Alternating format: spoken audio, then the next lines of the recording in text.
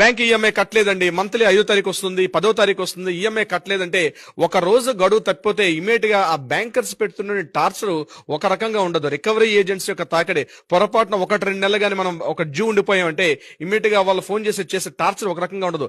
ఏదో పనిలో ఉంటాం, టక్కన ఫోన్ వస్తుంది, బ్యాంక్ నుంచి ఫోన్ వస్తుంది, రికవరీ ఏజెంట్ ఫోన్ వస్తుంది. మనం కాస్త ఫోన్ అవాయిడ్ చేసామంటే వెంటనే రికవరీ ఏజెంట్స్ ఇంటికి వెళ్తారు, ఇంట్లో భార్య పిల్లలు ఉంటారు, ఆ పిల్లల దగ్గర మనల్ని పూర్తి అవమానకరంగా మాట్లాడతారు. ఇలా రకరకాలుగా ఒక రకం తెలియకుండానే ఆ ఈఎంఐలు ఉన్నటువంటి ఆ చట్రం ఇరుక్కుపోయి ఒక పానిక్ సిచ్యువేషన్కి వెళ్ళిపోతాడు ఒక్కొక్క వ్యక్తి సందర్భంలో. కొన్ని సందర్భాలు తరాస్థాయికి వెళ్తే సూసైడ్ చేసుకున్న సందర్భాలు కొన్ని 100,000 ఉన్నాయి. కానీ ఇటువంటి సందర్భాల్లో పానిక్ కావాల్సిన అవసరం లేదు. మీరు వాడుతున్న ఫోన్ ని స్విచ్ ఆఫ్ చేసుకోవాల్సిన అవసరం లేదు.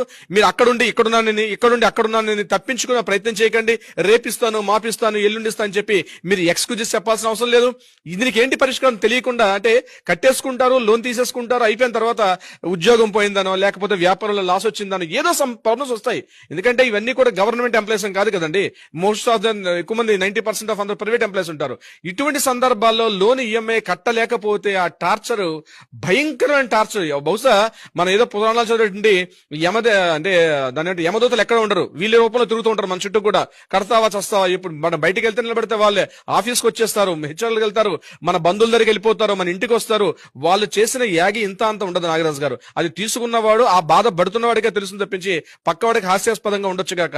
మేము డీల్ చేస్తున్న కేసులో చాలా మంది సార్ బ్యాంక్ నుంచి టార్చర్ తప్పించుకోవడానికి ఏం చేయాలో అర్థం కావట్లేదు సార్ అని. ఎగ్జాక్ట్లీ ఈ వీడియో కానీ చివరి వరకు చూడగలిగితే తప్పనిసరిగా మంచి రిజల్ట్, మంచి ఇన్ఫర్మేషన్ ఉంటుంది. ఆ ఇన్ఫర్మేషన్ ఫాలో అవ్వండి. తప్పనిసరిగా మనకి హక్కులు ఉన్నాయి, చట్టపరంగా మనకి రక్షణలు ఉన్నాయి. మీరు లోను తీసుకున్నంత మాత్రాన తిరిగి రీపేమెంట్ చేయకపోతే మీరేదో టెర్రరిస్ట్ కాదు, మీరేదో ఉన్మాది కాదు, లేకపోతే అంతకన్నా మీరేదో ఒక ఉగ్రవాది అంతకన్నా కాదు. అది గుర్తుపెట్టుకోండి ఫస్ట్ విషయం. అలా ప్రవర్తించాల్సిన తీరు రికవరీ ఏజెంట్స్ ను కూడా కాదు. సో దీనికి రెమెడీ ఏంటి, ఎలా చూడాలి సార్? దీనికి ప్రత్యక్షంగా నేను ఒక 3 పాయింట్లు చెప్తాను నాగరాజు గారు. ఫస్ట్, మనకి ఐబీసీ అనేటువంటి ఒక యాక్ట్ ఉంది 2016 లో, ఇన్సాల్వెన్సీ బ్యాంకప్రీ కోడ్ అని చెప్పి మనకి 2016 లో ఒక యాక్ట్ ఉంది. దాని ప్రకారం అందులో కొన్ని కీ పాయింట్స్ నేను చెప్తాను. ఎవరికైనా బ్యాంకులో ఈఎంఐ లోన్స్ తాలూకా బకాయిలు ఎక్కువగా ఉండిపోతే ఇమీడియట్ గా మీరు బ్యాంక్ దగ్గరికి వెళ్ళి ఆ యొక్క ఏదైతే ఈఎంఐ షెడ్యూల్ ఉందో దాన్ని రీషెడ్యూల్ చేయమని చెప్పి బ్యాంక్ మేనేజర్ కి రిక్వెజిషన్ చేయాల్సిన అవసరం అయితే ఉంటుంది. ఒక లెటర్ ఫామ్ చేసి ఆ లెటర్ తగ్గట్టుగా మీరు బ్యాంక్ మేనేజర్ ని కన్సల్ట్ చేస్తే, సార్ నా ఫైనాన్షియల్ పరిస్థితి రకంగా ఇబ్బంది పడుతున్నాను కాబట్టి ఈఎంఐలు కట్టలేకపోతున్నాను కాబట్టి రీషెడ్యూల్ చేయండి అని మీరు కోరుకునే హక్కు మీకు ఉంది. ఇది ఫస్ట్ పాయింట్ మీరు చేయాల్సిన పని. 1-2 ఈమెయిల్ మీరు కట్టలేకపోతున్నారు అనుకోండి, డైరెక్ట్ గా బ్యాంక్ వెళ్ళండి. మీరు తప్పించుకొని ఎస్కేపిజం వద్దు, మీరు పారిపోవాల్సిన అవసరం లేదు, మీరేమీ పెద్ద తప్పు చేయలేదు. ఇది మైండ్ లో పెట్టుకోండి. ఫస్ట్ బ్యాంక్ వెళ్ళండి, ఒక లెటర్ స్టేట్మెంట్ ప్రిపేర్ చేయండి. నేను నా ఆఫీస్ లో ఉద్యోగం పోయింది,